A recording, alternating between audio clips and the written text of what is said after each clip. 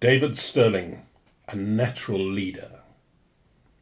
From SAS, Rogue Heroes, the Authorised Wartime History, by Ben MacIntyre.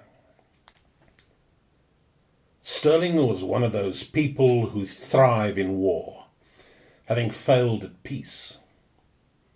In a short life, he had tried his hand at a variety of occupations: artist, architect, cowboy, and mountaineer, and found success in none of them. Privileged by birth and education, intelligent and resourceful, he could have done anything, but had spent the early part of his life doing little of any consequence. The war was his salvation. The Stirling family was one of the oldest and grandest in Scotland, an aristocratic clan of great distinction, long military traditions, and considerable eccentricity. David Stirling's mother was the daughter of Lord Lovat, the chief of Clan Fraser, with bloodlines stretching back to Charles II. His father, General Archibald Stirling, had been gassed in the First World War, served as an MP, and then retired to Keir, the 15,000-acre Perthshire estate that had been the family's seat for the previous 5 centuries. The general presided over his sprawling lands and unruly family like some benign but distant chieftain, observing a battlefield from a remote hill. David's formidable mother Margaret was the more forceful presence. Her children were in awe of her.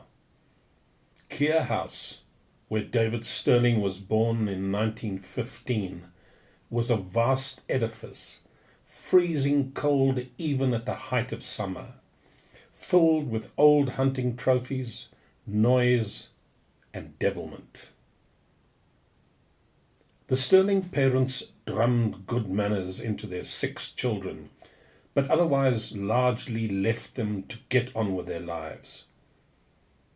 The 4 Stirling boys, of whom David was the second in age, grew up stalking deer, hunting rabbits, fighting, and competing.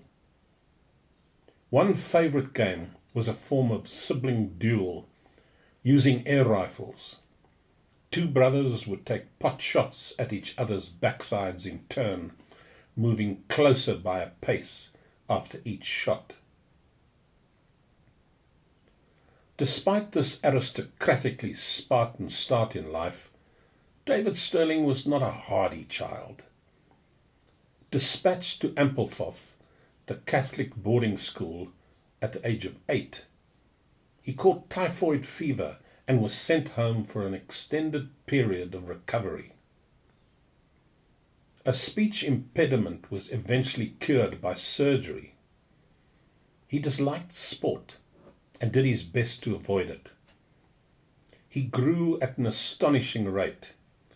By the age of 17, he was nearly 6 feet 6 inches tall, a gangly beanpole, willful, reckless, and exceptionally polite. Largely by virtue of his class, he was awarded a place at Cambridge University, where he misbehaved on a lavish scale, spending more time at Newmarket Racecourse than he devoted to studying. "If there was a serious side to life, it totally escaped me," he later admitted.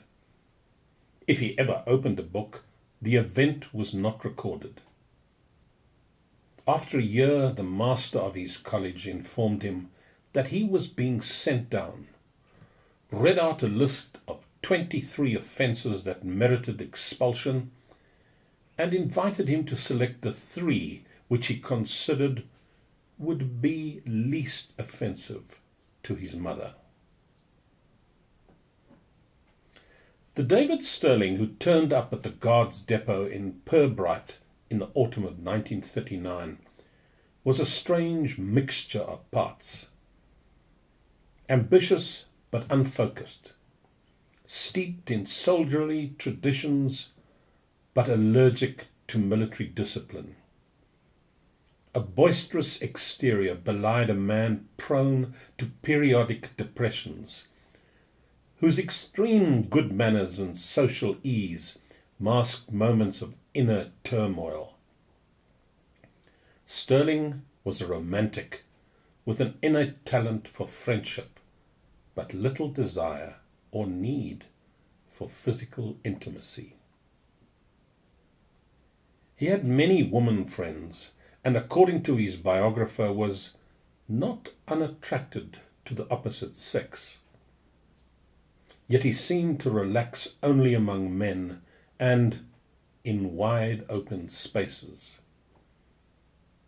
Like many convivial people, he was slightly lonely.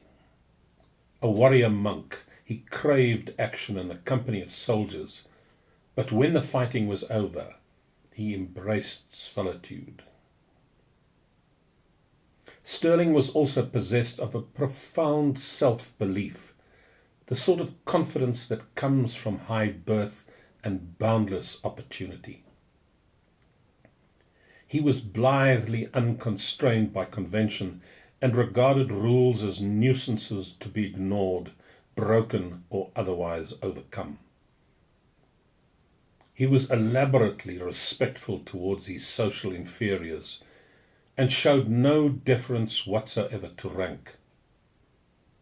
Strikingly modest, he was repelled by braggarts and loudmouths, swanks, in other words, swanking, or pomposer, in other words, pomposity, were his gravest insults.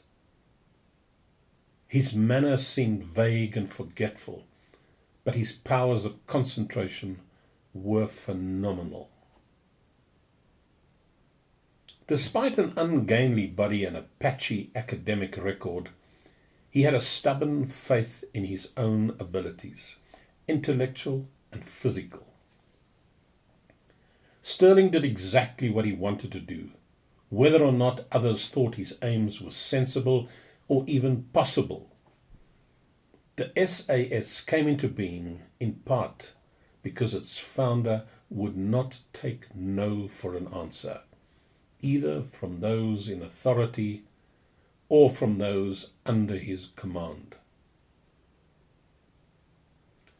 Slipping away from the Guards depot at Pirbright, he would frequently head to London for a night of drinking, gambling and billiards at White's Club. Just as frequently he was caught and confined to barracks. Stirling was a nightmare recruit, impertinent, indolent, and often half asleep as a result of his carousing the night before.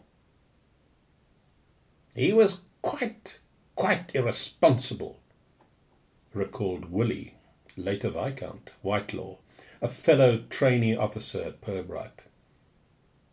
He just couldn't tolerate that we were being trained along the lines of the last major conflict. His reaction was just to ignore everything. It was at the bar of White's Club, one of the most exclusive gentlemen's clubs in London, that Stirling first learned about a form of soldiering that seemed much closer to the adventure and excitement he had in mind. A crack new commando unit, intended to hit important enemy targets with maximum impact. Stirling's cousin, Lord Lovat, had been among the first to volunteer for the commandos. Stirling immediately volunteered. Soon he found himself stomping through the wilds of western Scotland, familiar boyhood terrain, and far from the parade ground he loathed. For weeks the commandos trained in bogs and bracken on the Isle of Arran. Route marches, unarmed combat, endurance fieldcraft, navigation and survival techniques. Even at this early stage, some of the other volunteers noticed something different about the tall young officer.